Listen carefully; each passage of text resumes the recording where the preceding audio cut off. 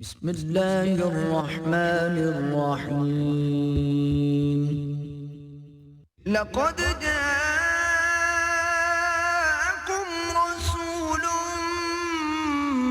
من أنفسكم عزيز عليه ما عنتم حريص عليكم بالمؤمنين رؤوف رحيم نحمده ونصلي على رسوله الكريم اما بعد فاعوذ بالله من الشيطان الرجيم بسم الله الرحمن الرحيم والعصر ان الانسان لفي خسر الا الذين آمنوا وعملوا الصالحات وتواصوا بالحق وتواصوا بالصبر وقال تبارك وتعالى كما ورد في سورة الحجرات قالت الأعراب آمنا قل لم تؤمنوا ولكن قولوا أسلمنا ولما يدخل الإيمان في قلوبكم وإن تطيعوا الله ورسوله لا يلدكم من أعمالكم شيئا إن الله غفور رحيم صدق الله العظيم رب اشرح لي صدري ويسر لي أمري واحلل عقدة من لساني يفقهوا قولي اللهم ربنا الہمنا رشدنا واعصمنا من شرور انفسنا اللهم ارنا الحق حقا وارزقنا اتباعه وارنا الباطل باطلا وارزقنا اجتنابه اللهم اجعلنا من عبادك المسلمين واجعلنا من عبادك المؤمنين واجعلنا من عبادك المحسنين آمین یا رب العالمین۔ حدیث جبرائیل کے ضمن میں پچھلی مرتبہ میں آپ کے سامنے اقرار باللسان، تصدیق بالقلب اور اعمال صالحہ کے ضمن میں گفتگو کر رہا تھا کہ آیا یہ تینوں چیزیں لازم و ملزوم ہیں یا نہیں۔ میں نے دو طبقات کا ذکر کیا تھا، ایک کرامیہ جو اب معدوم ہو چکے ہیں، اب ان کا وجود نہیں ہے، اس نام سے موجود نہیں ہے، اگرچہ مسلمانوں کے عوام جہلاء کی اکثریت کے اندر آپ کو وہ بات مل جائے گی، اور وہ یہ ہے کہ صرف قول، صرف اقرار باللسان نجات کے لیے کافی ہے، تصدیق بالقلب بھی ضروری نہیں ہے، اور اعمال کا تو کوئی معاملہ ہے ہی نہیں، چاہے کوہ مالیہ جتنے گناہ بھی ساتھ ہوں اس اقرار باللسان کے، وہ کوئی نقصان نہیں پہنچا سکتے۔ یہ کرامیہ ہے، اور میں نے آپ کو اس کے ضمن میں بتایا تھا کہ ایک حدیث جو موجود ہے اس سے بظاہر ان کے قول کو تقویت ملتی ہے۔ یہ حضرت انس سے مروی ہے رضی اللہ تعالی عنہ ان النبی صلی اللہ علیہ وسلم ومعاذ ردیفہ علی الرحل فقال، ایک موقع پر حضور سواری پر تھے اور حضرت معاذ جو ہیں ان کے ساتھ ان کے پیچھے بیٹھے ہوئے تھے، تو حضور نے فرمایا کچھ اور باتوں کے بعد، ما من احد یشہد ان لا الہ الا اللہ وان محمد رسول اللہ صدقا من القلب الا حرم علیہ النار۔ دوسری حدیث یہ ہے ان ابی ذر رضی اللہ تعالی عنہ، ما من احد قال لا الہ الا اللہ ثم مات على ذلك الا دخل الجنہ۔ قلت وإن زنا وإن سرق قال وإن زنا وإن سرق قلت وإن زنا وإن سرق قال وإن زنا وإن سرق قلت وإن زنا وإن سرق قال إن زنا وإن سرق على رغم انف ابی ذر۔ یہ بخاری کی روایت ہے۔ اب اگر صرف اس روایت کو لیا جائے تو پھر تو واقعتاً کرامیہ کا موقف جو ہے وہ صحیح ہے، لیکن ظاہر بات ہے کہ ہم صرف ایک حدیث سے پورا استنباط نہیں کر سکتے، باقی احادیث بھی دیکھنی ہوں گی، سینکڑوں دیکھنی ہوں گی جن میں ایمان کے ساتھ عمل صالح کو بھی نجات کے لیے لازم قرار دیا گیا۔ والعصر ان الانسان لفی خسر الا الذین آمنوا وعملوا الصالحات وتواصوا بالحق وتواصوا بالصبر۔ اس اعتبار سے صرف اس ایک حدیث کو لے لینا غلط ہے۔ اور اس میں خطرہ کیا ہے؟ اگر اس حدیث سے استدلال کیا جائے تو ایمان بالرسالت بھی ضروری نہیں، کیونکہ یہاں تو یہ ہے کہ ما من احد قال لا الہ الا اللہ، صرف توحید، رسالت کا اقرار بھی نہیں۔ پھر باقی ایمانیات کتابوں پر، رسولوں پر، انبیاء پر تو بالکل سرے سے زیر بحث نہیں آئیں گے۔ اس لیے اس حدیث کو مبنا یا مدار بنانا اپنی گفتگو کا اور نتائج کا وہ غلط ہے۔ البتہ اس کا مفہوم ایک ہے، اور وہ اس دوسری پہلی حدیث سے واضح ہو جاتا، صدقا من القلب، اور شہادت دونوں چیزوں کی، یشہد ان لا الہ الا اللہ وان محمد رسول اللہ، صدقا من القلب، دل کی صداقت اور گہرائی کے ساتھ اگر وہ گواہی دے کہ اللہ کے سوا کوئی معبود نہیں اور محمد اللہ کے رسول ہیں صلی اللہ علیہ وسلم، تو اس پر اللہ تعالیٰ آگ کو حرام کر دے گا۔ اب صدقا من القلب میں قیامت مضمر ہے، جب دل سے بات کرے گا تو عمل بھی تو اس کے مطابق کرے گا۔ اللہ کو مانے گا تو اللہ کا حکام، صدقا من القلب مانے گا تو اللہ کے حکام پر چلے گا۔ رسول کو اگر مانتا ہے صدقا من القلب تو رسول کی پیروی کرے گا۔ لہذا وہ حدیث جو ہے وہ علیحدہ ہے، اور یہ جو میں نے بتائی آپ کو حضرت ابو ذر کی، وہ ایسی ہے کہ وہ ہمارے استدلال کی بنیاد نہیں بن سکتی۔ دوسرا طبقہ اشاعرہ کا، جن کے نزدیک اقرار لازم نہیں ہے، صرف دل کی گواہی کافی ہے۔ میں نے مثال دی تھی آل فرعون کے مومن کی، یکتم ایمانہ، جو ایک خاص وقت تک اپنے ایمان کو انہوں نے چھپائے رکھا۔ وہ جب دربار میں ریزولوشن پیش کیا ہے فرعون نے کہ ذرنی اقتل موسیٰ، مجھے اب اجازت دو، permit me that I assassinate موزیس، تب وہ کھڑے ہوئے، انہوں نے سمجھا کہ اب یہ کرٹیکل مومنٹ ہے اور اس وقت اپنا حق کا اعلان کرنا چاہیے۔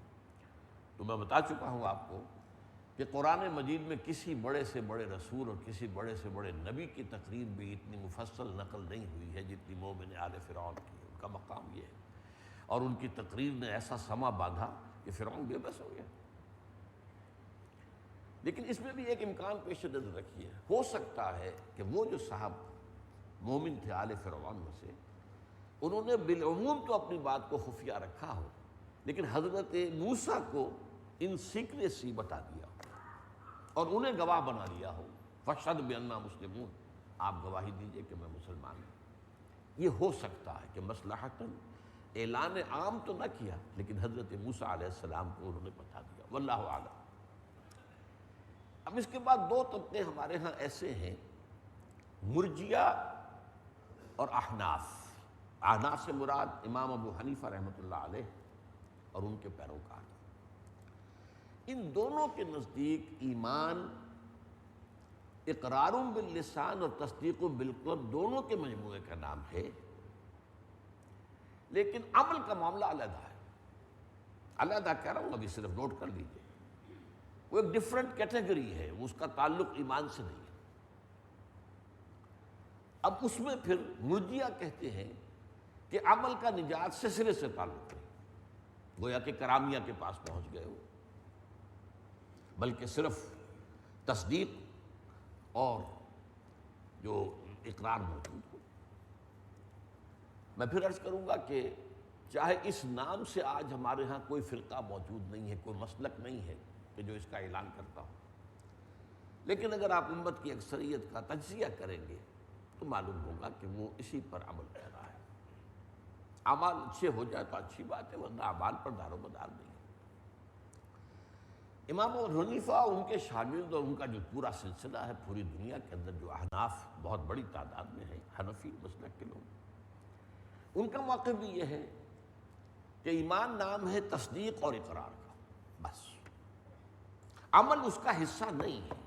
عمل ایک جداگانہ کیٹیگری ہے، البتہ نجات کے ساتھ اس کا ایک تعلق ہے۔ یہاں نوٹ کر لیجئے، کرامی اس سے مرجیہ سے جو فرق بنیادی واقع ہو گیا، وہ تعلق کیا ہے؟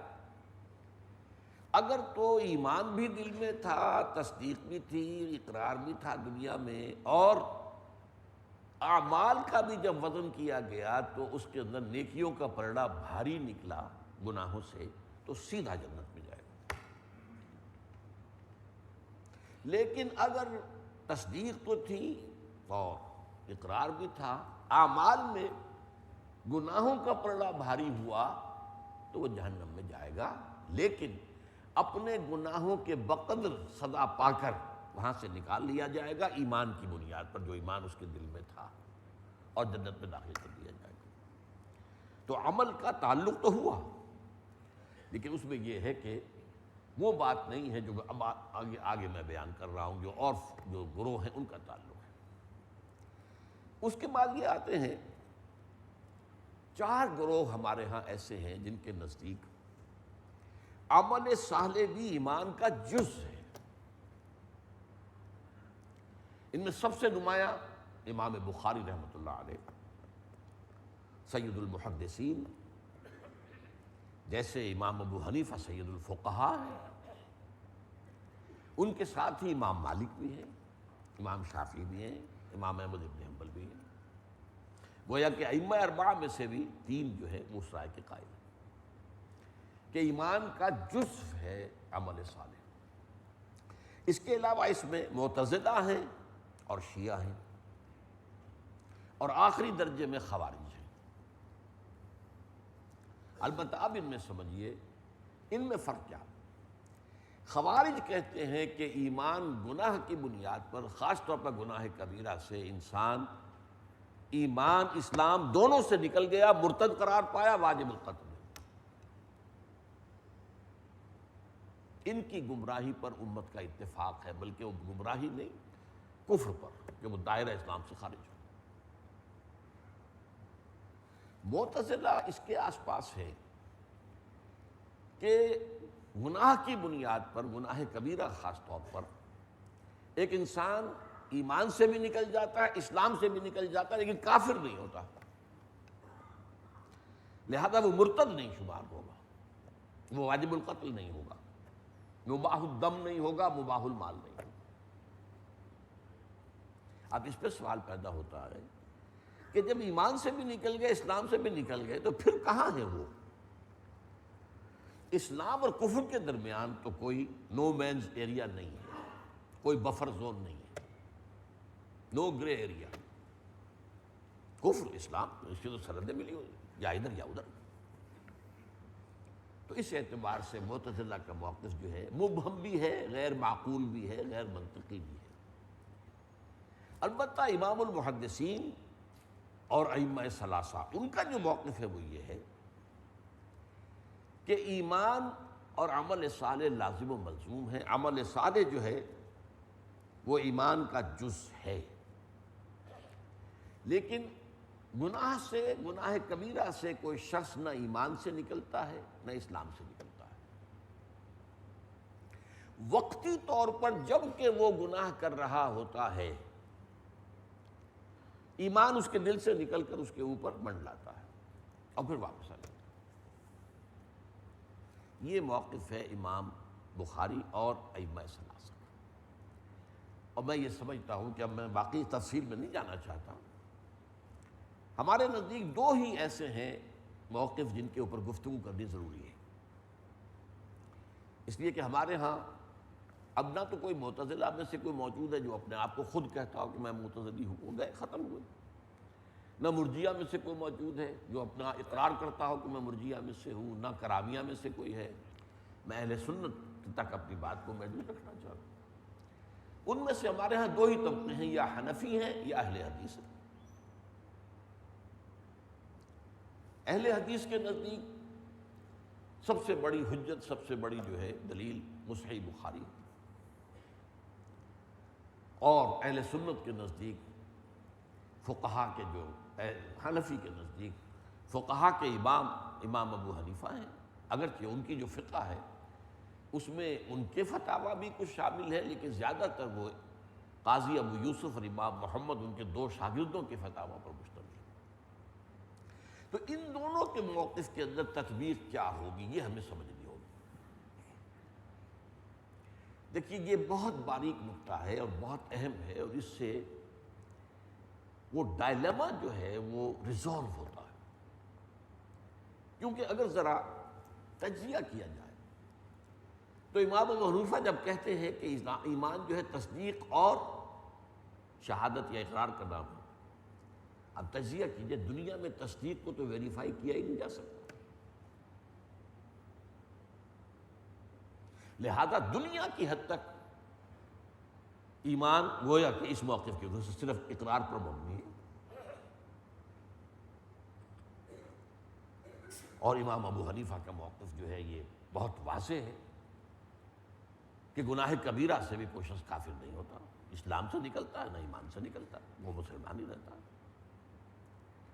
اور یہ ایمان جو ہے ان کے نزدیک جہاں تک تو اسینشل ایمان کا تعلق ہے، تصدیق، نفس تصدیق، وہ تو برقرار رہتی ہے جامد حیثیت میں، نہ اس میں اضافہ ہوتا ہے نہ کمی ہوتی ہے، لیکن اپنی ایمان میں جو حدت اور شدت ہے اس میں کمی یا بیشی ہو سکتی ہے۔ چنانچہ امام ابو حنیفہ کے موقف کو عام طور پر بیان کیا جاتا ہے ان الفاظ میں، الایمان قول لا یزید ولا ینقص، ایمان تو قول کا نام ہے، وہ نہ گھٹتا ہے نہ بڑھتا۔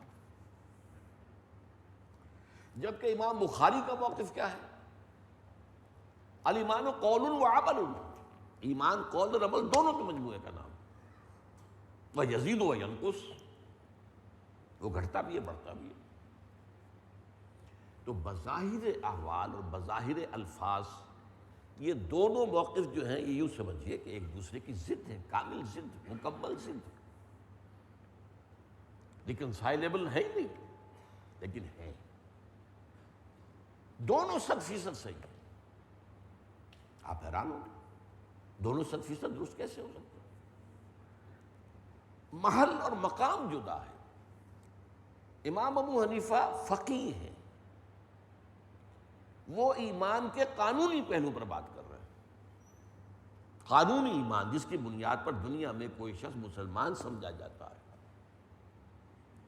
وہ میں آپ کو بتا چکا ہوں سورہ نساء کی آیت سے بھی کہ عین اس وقت جب کہ کوئی شخص آپ باہر نکلے ہوں، کوئی شخص اپنے اسلام پہ اقرار کر دے، آپ نہیں کہہ سکتے کہ یہ تو مومن نہیں، دستہ مومن ہے۔ اور جو حضرت اسامہ ابن زید کا واقعہ میں آپ کو سنا چکا ہوں کہ مقابلہ دو بدو ہو رہا ہے، اور کافر جو ہے جب بالکل زیر ہو گیا، اس نے سمجھا کہ اب میرے لیے بچاؤ کی کوئی شکل نہیں، اس نے کلمہ شہادت پڑھ لیا۔ حضرت اسامہ نے سمجھا، اور میں سمجھتا ہوں کہ ہم میں سے بھی کوئی ہوتا تو یہی سمجھتا، یہ تو صرف اس نے ہیلا کیا، بہانہ کیا جان بچانے کے لیے، لہٰذا اپنی تلوار نہیں روکی، گردن اڑا دی۔ اس کے بعد حضور نے سرزنش فرمائی، اے اسامہ قیامت کے دن کیا کرو گے جب یہ کلمہ شہادت تمہارے خلاف استغاثہ لے کر آئے؟ اس اعتبار سے اور فقہا کے نزدیک اب اعمال میں چوٹی کے اعمال جو ہے نماز، روزہ، حج، زکوٰۃ، اسلام کے ارکان ہیں، ان پر بھی عمل نہ کرنے کی بنیاد پر کوئی کافر نہیں ہوتا۔ ہاں انکار کر دے گا تو کافر ہو جائے گا۔ نماز پڑھتا نہیں ہے، اب اس میں پھر مختلف فقہا کا یہ ہے کہ اس کے ساتھ کیا کیا جائے، کوئی تعزیر کی جائے، اسے تکلیف دی جائے، توبہ پر مجبور کیا جائے، اسے قید کیا جائے، اور یہ کہ ایک بعض لوگوں کا خیر کہ اسے مارا بھی جا سکتا ہے، اس لیے کہ ایک حدیث یہ ہے کہ الفرق بین الاسلام والکفر الصلاۃ، کفر اور اسلام کے درمیان جو تفریق ہوتی ہے، جو لائن ہے، حد فاصلے، وہ نماز ہے۔ اس کی بنا پر کچھ حضرات کی رائے یہ ہے کہ قتل بھی کیا جا سکتا، لیکن وہ بھی تعصیرا مرتد سمجھ کے نہیں، جیسے شادی شدہ زانی کو قتل کیا جائے گا رجم کے ذریعے سے، کیونکہ اسے مرتد تو ہم نہیں مانتے۔ چور کا ہاتھ کاٹا جائے گا تعزیر کے اعتبار سے، سزا کے طور پر۔ تو اس اعتبار سے امام ابو حنیفہ کے نزدیک اور فقہ حنفی، فقہائے احناف کے نزدیک جو ہے معاملہ کیا ہوتا ہے کہ الایمان قول، یہ تجزیے کی بات کر رہا ہوں، ورنہ ان کا قول یہ ہے کہ تصدیق و قول، لیکن تصدیق کی دنیا میں ویریفیکیشن ممکن ہی نہیں ہے، تو لہذا قانونی سطح پر تو ظاہر بات ہے کہ صرف قول رہ گیا، عمل کی بنیاد پر تکفیر نہیں ہوگی۔ بعض اعمال ایسے ہیں جیسے کہ کوئی شرک جلی کر رہا، کسی بت کو سجدہ کر رہا ہے، وہ تو تکفیر ہو جائے گی، لیکن عام طور پر اعمال کی بنیاد پر تکفیر نہیں ہوگی۔ گناہ کبیرہ کا مرتکب بھی کافر نہیں ہے، وہ مسلمان ہی رہتا۔ اور یہ اسلام جو ہے یہ ایک جامد حالت میں ہے، نہ گھٹتا ہے نہ بڑھتا ہے۔ اس کا مطلب کیا ہے کہ اس اسلام کی بنیاد پر یا قانونی ایمان کی بنیاد پر جو دنیا میں ایک شخص کو سٹیٹس حاصل ہوتا ہے، ہی از اے مسلم، یہ لیگل سٹیٹس ہے، کانسٹیٹیوشنل سٹیٹس ہے، اس میں نہ اضافہ ہوگا نہ کمی ہوگی۔ نیک اعمال سے اس کا سٹیٹس اونچا نہیں ہوگا، برے اعمال سے اس کا سٹیٹس نیچا نہیں ہوگا، وہ تو ایک ہی سطح پر رہے گا۔ مسلمان ہے تو اس کے سارے حقوق ہیں، اگر فاسق و فاجر ہے تو اس کے حقوق میں کوئی کمی نہیں ہو جائے گی۔ البتہ وہ اپنے فسق و فجور کی سزا اللہ کے ہاں پائے گا، دنیا میں وہ مسلمان سمجھا جائے گا، اور قانونی اور دستوری سطح پر المسلم کفر لکل مسلم، امام ابو حنیفہ کا قول ہے، بہت اونچا اور بہت اہم قول ہے۔ ہر مسلمان دوسرے مسلمان کے برابر ہے۔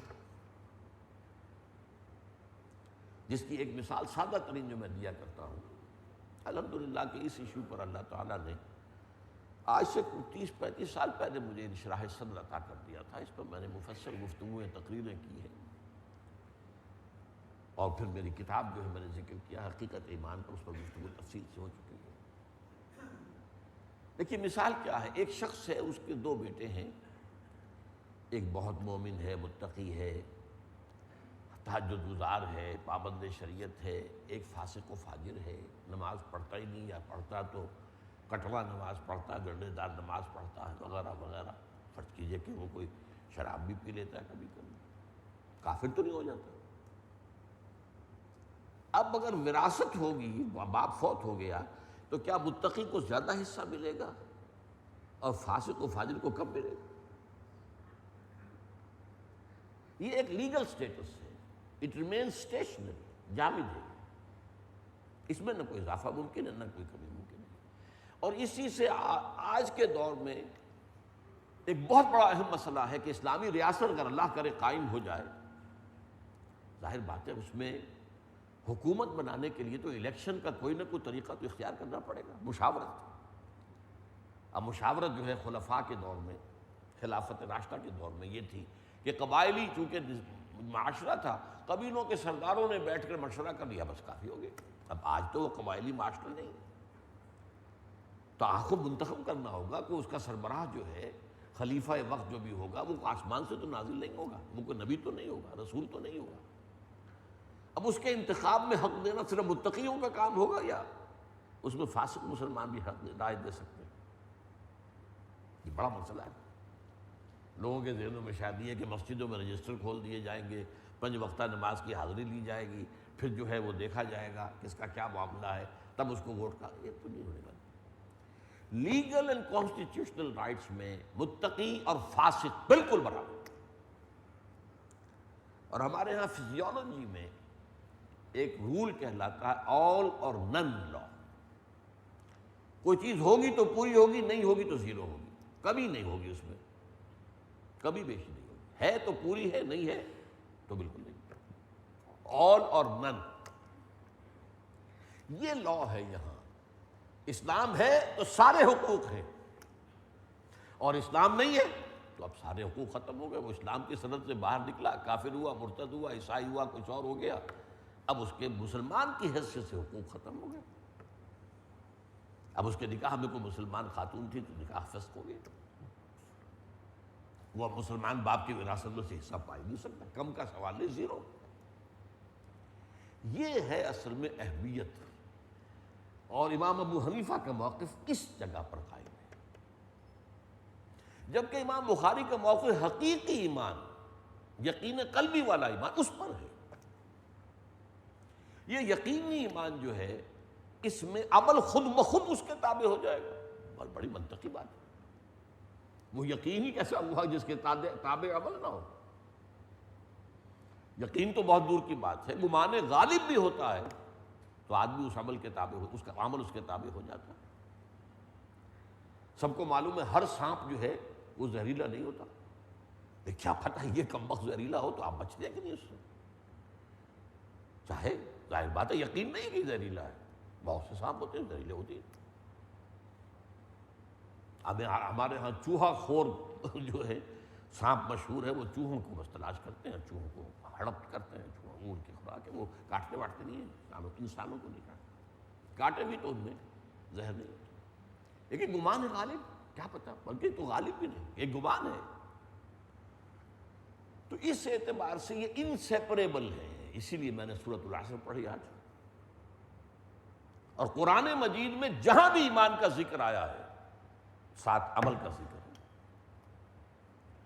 والتین والزیتون وطور سینین وہذا البلد الامین لقد خلقنا الانسان فی احسن تقویم ثم رددناہ اسفل سافلین الا الذین آمنوا وعملوا الصالحات فلہم اجر غیر ممنون. والعصر ان الانسان لفی خسر الا الذین آمنوا وعملوا الصالحات وتواصوا بالحق وتواصوا بالصبر. اس اعتبار سے وہ جو یقین والا ایمان ہے اس کا جزو لا ینفک ہے عمل صالح. یہ ہے موقف امام بخاری 80% درست ہے. اچھا یہ یقین والا ایمان جو ہے یہ اسٹیشنری نہیں ہوتا، یہ گھٹتا بھی ہے بڑھتا بھی. اور اعمال کی بنا پر اس کی نفی بھی ہوتی ہے. بے شمار احادیث ہیں. لا یزنی زانی حین یزنی وہو مومن. کوئی زانی حالت ایمان میں زنا نہیں کرتا، جب زنا کر رہا ہے وہ مومن نہیں ہے. لا یسرق السارق حین یسرق وہو مومن. کوئی چور حالت ایمان میں چوری نہیں کر سکتا ہے، پھر وہ ایمان ہی کیا ہوا، دھیلے کا نہ ہوا. کیا قدر و قیمت اس ایمان کی. آم کا وہ درخت جو آم اس میں لگتا ہی نہ ہو کیا کریں گے اسے کاٹو اور لکڑی جلاؤ اس کی. تو وہ ایمان جو ہے دھیلے کا نہیں ہے جس میں عمل صالح کے برگ و بار نہ لگے، پھول نہ لگے، پھل نہ لگے. ولا یشرب الخمر حین یشرب وہو مؤمن. اور کوئی شخص حالت ایمان میں شراب نہیں پیتا. یہ تو وہ بڑے گناہ زنا اور شراب خوری. اب آپ دیکھیے ایک معمولی سی کج خلقی اس پر کتنی نفی کی ہے ایمان کی حضور نے صلی اللہ علیہ وسلم. واللہ لا یؤمن واللہ لا یؤمن واللہ لا یؤمن. 3 مرتبہ قسم کھا کر کہہ رہے ہیں خدا کی قسم وہ شخص مومن نہیں، خدا کی قسم وہ شخص مومن نہیں، خدا کی قسم وہ شخص مومن نہیں. اب آپ اندازہ نہیں کر سکتے صحابہ کانپ گئے ہوں گے. کون ہے وہ بدبخت انسان جس کے بارے میں یہ بات کہی جا رہی ہے. قیل من یا رسول اللہ. پوچھا گیا حضور کون. نہ پریپیئر فار دی شاک. نہ زنا ہے، نہ یہاں پر چوری ہے، نہ شراب نوشی ہے، بلکہ کیا ہے الذی لا یامن جارہ بوائقہ. وہ شخص کے جس کی ایذا رسانی سے اس کا پڑوسی چین میں نہیں ہے. بد اخلاق شخص ہے، پڑوسی اس سے تنگ ہے، بیزار، ڈرتے بھی،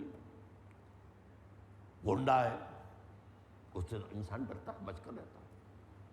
وہ شخص مومن نہیں ہے، ہرگز مومن نہیں ہے، ہرگز مومن نہیں ہے. اب ہمارے فقہا جب اس کا ترجمہ کریں گے اس حدیث کا تو لفظ ایڈ کر دیں گے خدا کی قسم اس شخص کا ایمان کامل نہیں ہے، خدا کی قسم اس شخص کا ایمان کامل نہیں ہے. کیونکہ ایمان کی نفی جو ہے امام ابو حنیفہ کے موقف کی نفی ہو جاتی ہے. لیکن آپ سوچئے اس حدیث میں جو زور ہے اس کا تو دھیلا ہو گیا جب آپ نے کہا کہ ایمان کامل کی نفی ہے. یہ تو بھائی ایمان کامل تو کسی کو نصیب ہوتا ہے، کس کو نصیب ہوتا ہے. لہٰذا وہ جو آدمی کانپ جاتا ہے اس حدیث کو سن کر، لرز اٹھتا ہے، جو اس کا اصل مقصد ہے وہ تو ختم ہو جائے گا. لہذا اسے اس کی حالت پر برقرار رکھو. مومن نہیں ہے لیکن یہ نہیں ہے کہ وہ کافر ہو گیا، وہ مرتد ہو گیا، وہ واجب القتل ہو گیا. یہ اصل میں معاملہ جو ہے یہ تو خوارج کا ہے، ہمارا تو نہیں ہے. یا معتزلہ کا ہے کہ وہ ایمان اسلام دونوں سے نکل گیا. یہ ایمان جیسا میں نے آپ کو بتایا اس کی نفی ہو جاتی ہے اعمال کی بنیاد پر، اور اس کے اندر کمی بیشی ہوتی رہتی ہے. اب میں آپ کو 2 آیتیں سنا رہا ہوں، 3 آیتیں. سورہ احزاب کا نقشہ میں آپ کے سامنے کھینچ دوں. بہت بڑا کریٹیکل مومنٹ تھا. 12,000 کا لشکر مدینہ کو گھیرے پڑا تھا 3 طرف سے. چوتھی طرف حرات تھے، وہ اگر جو آپ وہاں گئے ہیں دیکھا ہوگا، وہ سیاہ چٹانیں جو ہوتی ہیں پھسلواں، ان پر نہ گھوڑا چل سکتا تھا نہ اونٹ. تو ادھر سے تو گویا کہ حفاظت تھی، لیکن 3 طرف جو تھے ان میں لشکر پڑا ہوا اور کئی دن کا فاقہ کھانے کو کچھ نہیں ہے.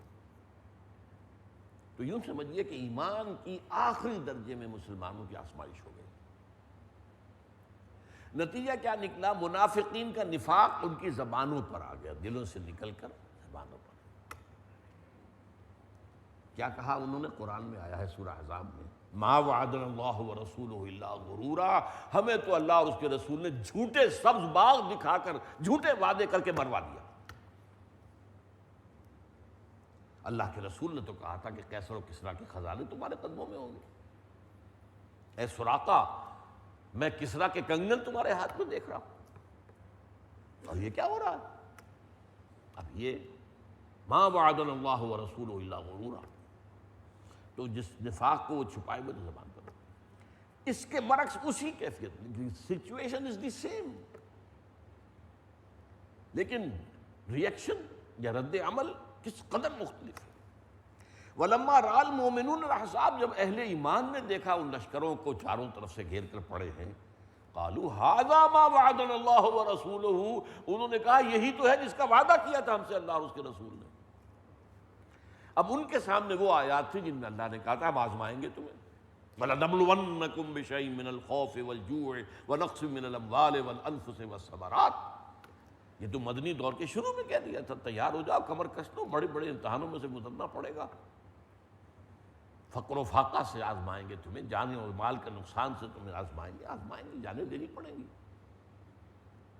وَلَنَبْلُوَنَّكُمْ لازماً آزمائیں گے، بِشَيْءٍ مِّنَ الْخَوْفِ وَالْجُوعِ وَنَقْصٍ مِّنَ الْأَمْوَالِ وَالْأَنفُسِ وَالثَّمَرَاتِ وَبَشِّرِ الصَّابِرِينَ، اور اے نبی بشارت دے دیجئے صبر کرنے والوں۔ تو یہاں اہل ایمان کیا کہہ رہے ہیں؟ لما رأى المؤمنون الاحزاب قالوا هذا ما وعدنا الله ورسوله وصدق الله ورسوله وما زادهم الا ایمانا وتسلیما، اور اس کیفیت نے نہیں اضافہ کیا ان میں مگر ایمان اور تسلیم کا، ایمان کا اضافہ ہو گیا۔ اہل ایمان کا ایمان بڑھ گیا ہے، اہل نفاق کا نفاق ان کی زبانوں پر آ گیا۔ آزمائش کا یہ نتیجہ ہوتا ہے، امتحان میں کوئی فیل ہوتا ہے وہ پاس ہوتا ہے۔ عند الامتحان یکرم المرء او یہان، کہاوت ہے، امتحان کے موقع پر یا تو کسی انسان کی عزت کی جاتی ہے یا پھر وہ ذلیل ہو جاتا ہے، ناکام ہو گیا، فیل ہو گیا۔ اور آیت سنیے، یہ سورہ انفال کی آیت ہے، انما المؤمنون الذین اذا ذکر اللہ وجلت قلوبہم واذا تلیت علیہم آیاتہ زادتہم ایمانا وعلی ربہم یتوکلون۔ حقیقی مومنین کا معاملہ تو یہ ہے کہ جب اللہ کا ذکر کیا جاتا ہے ان کے دل لرزنے لگتے ہیں، خشیت سے، خوف سے، اس کے سامنے کھڑے ہونا ہے، جواب دہی کرنا ہے، اس کا تصور کرتے جو ہے انسان کے رونگٹے کھڑے ہوتے ہیں۔ اذا ذکر اللہ وجلت قلوبہم واذا تلیت علیہم آیاتہ، اور جب انہیں اس کی آیات پڑھ کر سنائی جاتی ہیں، زادتہم ایمانا وعلی ربہم یتوکلون، تو ان کے ایمان میں اضافہ ہوتا ہے۔ آپ قرآن پڑھیں گے آپ کے ایمان میں اضافہ ہوگا، آپ خود محسوس کریں گے۔ کسی دینی محفل میں بیٹھیں گے، اہل ایمان کی مجلس میں بیٹھیں گے، آپ خود محسوس کریں کہ ایمان کا اضافہ ہوا۔ اور آپ کسی غافلین اور ایسے ہی اوباش لوگوں کی صحبت میں کچھ دیر گزاریے، آپ کو خود محسوس ہوگا کہ اگر کوئی پونجی تھی ایمان کی تو اس میں کمی ہو گئی۔ تو یزید و ینقص، یہ ایمان جو ہے قلبی ایمان، یہ جامد شے نہیں ہے، یہ عمل صالح کے ساتھ بڑھتا ہے، گناہوں کے ساتھ گھٹتا ہے، اور گناہ انسان کا احاطہ کر لے تو ختم ہو جاتا ہے۔ بلا من کسب سیئۃ واحاطت بہ خطیئتہ فاولئک اصحاب النار هم فیہا خالدون۔ یقیناً جس شخص نے ایک بڑا گناہ کمایا، جان بوجھ کر کیا، اور اس کے گناہ نے اس کا احاطہ کر لیا، وہ خلود فی النار، جہنم۔ اب جہنم جو ہے وہ تو کافروں کے لیے ہے، خلود فی النار۔ ایک جہنم اس کے لیے بھی ہو سکتی ہے، وہ جو رائے ہے احناف کی کہ اگر ایمان ہے لیکن اعمال صالحہ کا پلڑا ہلکا ہے اور گناہوں کا پلڑا بھاری ہے تو جہنم میں جائیں گے، سزا پا کے نکلائیں گے۔ لیکن یہاں کہا خلود، بلا من کسب سیئۃ واحاطت بہ خطیئتہ فَأُولَٰئِکَ أَصْحَابُ النَّارِ هُمْ فِيهَا خَالِدُونَ، اس میں رہیں گے ہمیشہ ہمیشہ۔ تو اعمال سے ایمان گھٹتا ہے، اور اعمال خراب کی، اور اعمال خراب کی، اور اعمال خراب، اور اعمال خراب، یہاں تک کہ اگر اعمال سیئہ نے آپ کو گھیر لیا، احاطت بہ خطیئتہ، تو ایمان ختم ہو جائے گا، زیرو ہو جائے گا۔ اسی لیے علماء میں ایک بات، ایک قول ہے جو کہا جاتا ہے، بہت بلیغ قول ہے، المعاصی برید الکفر، یہ جو گناہ ہوتے ہیں یہ ڈاک ہوتی ہے کفر کی، کہ گویا کہ خطوط آتے چلے جا رہے ہیں کفر کے، آپ گناہ کر رہے ہیں، ایک فیصد ہوتے ہوتے وہ گناہ ختم ہو جائے گا۔ اور آیت سنیے، یہ سورہ توبہ کی آیت ہے، یہاں منافقین کا نقشہ کھینچا گیا۔ حضور کی محفل میں ہوتے تھے، وَإِذَا مَا أُنزِلَتْ سُورَةٌ فَمِنْهُمْ مَنْ يَقُولُ أَيُّكُمْ زَادَتْهُ هَٰذِهِ ایمانا، جب کوئی صورت نازل ہوتی ہے، نئی صورت نازل ہوئی، اب وہ استہزاء کے طور پر ایک دوسرے کے کہتے ہیں بھائی تم میں سے کس کا ایمان بڑھ گیا، استہزائیہ، کیونکہ ان کے ایمان میں تو اضافہ ہونے کا سوال ہی نہیں، وہاں ایمان ہے ہی نہیں، اضافہ کس چیز میں ہوگا۔ وَإِذَا مَا أُنزِلَتْ سُورَةٌ فَمِنْهُمْ مَنْ يَقُولُ أَيُّكُمْ زَادَتْهُ هَٰذِهِ ایمانا فَأَمَّا الَّذِينَ آمَنُوا فَزَادَتْهُمْ ایمانا، تو جو لوگ اہل ایمان ہوتے ہیں ان کے ایمان میں لازماً اضافہ کرتی ہے وہ سورت، جو وحی بھی آتی ہے، جو نئی صورت آئی ہے، جو قرآن کی آیات اتری ہیں۔ هُوَ الَّذِي يُنَزِّلُ عَلَىٰ عَبْدِهِ آیَاتٍ بَيِّنَاتٍ لِيُخْرِجَكُم مِّنَ الظُّلُمَاتِ إِلَى النُّورِ، اللہ وہ ہے جس نے اپنے بندے پر صلی اللہ علیہ وسلم جو نازل فرما رہا ہے اپنی آیات بینات، تاکہ ان کے ذریعے سے تمہیں اندھیروں سے نکال کر روشنی مل جائے۔ تو یہ اصل میں تطبیق جو ہے یہ بہت ضروری ہے، اور اس کا ہمیں فائدہ کیا ہوتا ہے کہ وہ جو احادیث ہیں جن میں انذار کا پہلو ہے، اب مثال کے طور پر حدیث ہے عبداللہ ابن مسعود سے رضی اللہ تعالیٰ عنہ کہ جب کسی کی وہ اللہ تعالیٰ کسی رسول کو بھیجتا رہا ہے تو اس کے کچھ نہ کچھ حواری ہوتے تھے یا اصحاب ہوتے تھے، ما بعث اللہ من نبی قبلی فی قومہ الا کانوا لہ اصحابا و حواریون، وہ اصحاب اور حواری کیا کرتے تھے، یاخذون بسنتہ ویقتدون بامرہ، اپنے رسول کی سنت کو پکڑ لیتے تھے اور اس کے حکم پر چلتے تھے۔ ثم انہا تخلف من بعدہم خلوف، اس کے بعد ہمیشہ ایسا ہوا، زوال آیا، ہمارے یہاں بھی آیا، صحابہ کا دور، تابعین کا دور، تبع تابعین کا دور، اس کے بعد جو بھی گراوٹ شروع ہوئی ہے، تو اس کے بعد ایسے ناخلف پیدا ہوتے رہے ہر امت میں، ہر امت میں، یقولون ما لا یفعلون ویفعلون ما لا یؤمرون، ان کی کیا کیفیت ہے کہ جو کہتے ہیں وہ کرتے نہیں، اور کرتے وہ ہیں جس کا حکم ہی نہیں ہوا، بدعات، رسومات، تیجے ہو رہے ہیں، 10ویں ہو رہے ہیں، 20ویں ہو رہے ہیں، 40ویں ہو رہے ہیں، برسیاں ہو رہے ہیں، بھائی کس نے بتایا تمہیں؟ اللہ اس کے رسول نے تو یہ باتیں نہیں بتائی، صحابہ کا تو یہ عمل نہیں تھا، تو اس حوالے سے جو کہا نہیں وہ کر رہے ہیں، اور جو سنت ہے وہ ترک کر دی، اور جو کہہ رہے ہیں وہ کر نہیں رہے۔ اب دیکھیے، اب امت کے اندر، عوام کے اندر 3 طبقات پیدا ہو جائیں گے۔ فمن جاہدہم بیدہ فہو مومن، جو شخص تو ایسے لوگوں کے خلاف طاقت کے ساتھ جہاد کرے گا وہ مومن ہوگا۔ ومن جاہدہم بلسانہ فہو مومن،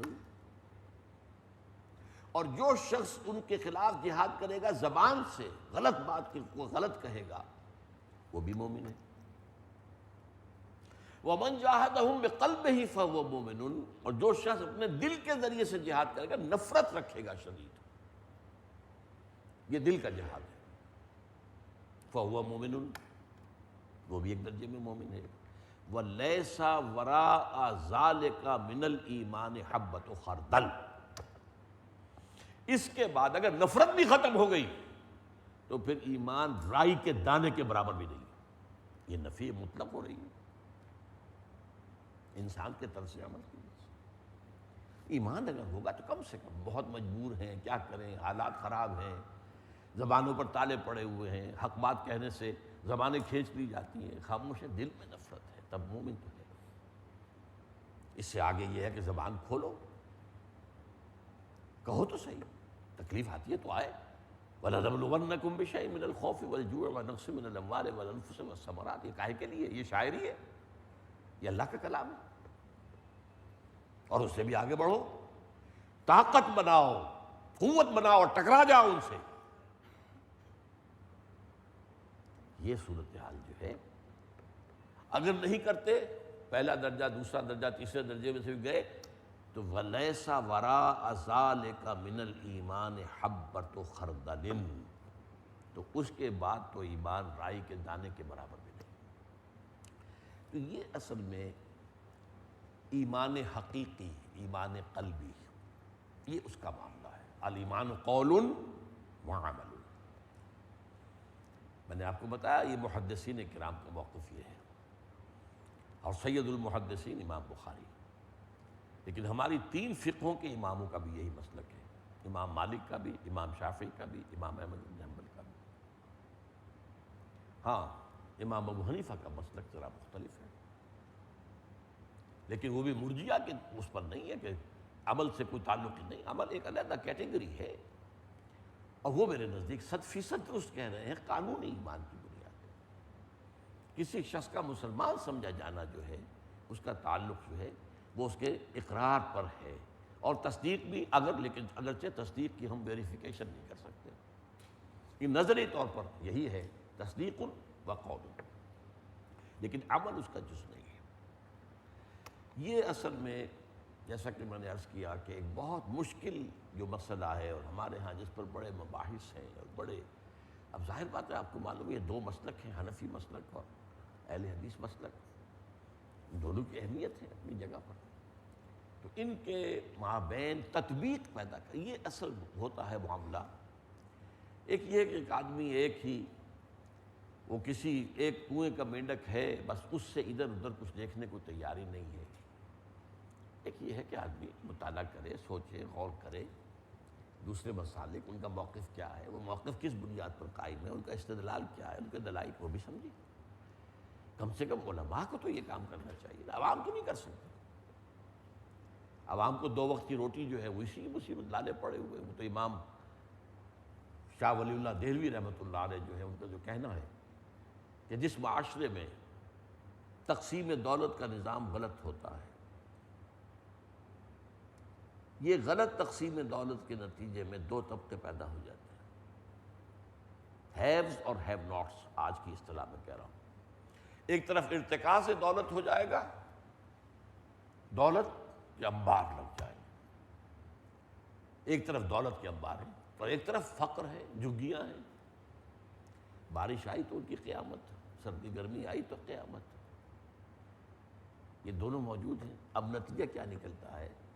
یہ 2 دھاری تلوار ہے، جدھر پیسے کا ارتکاز ہو گیا وہاں عیاشی ہوگی، بدماشی ہوگی، عللے تللے ہوں گے، دولت کا اظہار ہوگا، نمود و نمائش ہوگی، تو شیطان کے چیلے اس اعتبار سے بن گئے۔ اور جہاں فقر اور فاقہ ہے وہ ویسے ہی حیوانوں کی سطح پر آ جائیں گے، لدو اونٹ، بار برداری کے جانور۔ اب ان سے آپ کیا توقع کر سکتے ہیں کہ وہ اللہ سے لو لگائیں؟